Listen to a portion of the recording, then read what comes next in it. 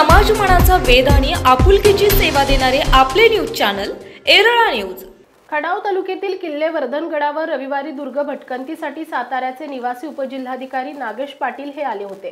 गडावरून खाली येत असताना त्यांच्या पायास तीव्र अशी दुखापत झाली, त्यांना चालणे देखील असह्य झाले होते। असा गंभीर परिस्थितीमध्ये वर्धनगड गावचे पोलीस पाटील यांनी शिवजयंती उत्सव समिती संपर्क साधून तात्काळ श्री संजय घोरपडे यांना फोन करून स्ट्रेचर घेऊन येण्यास सांगितले।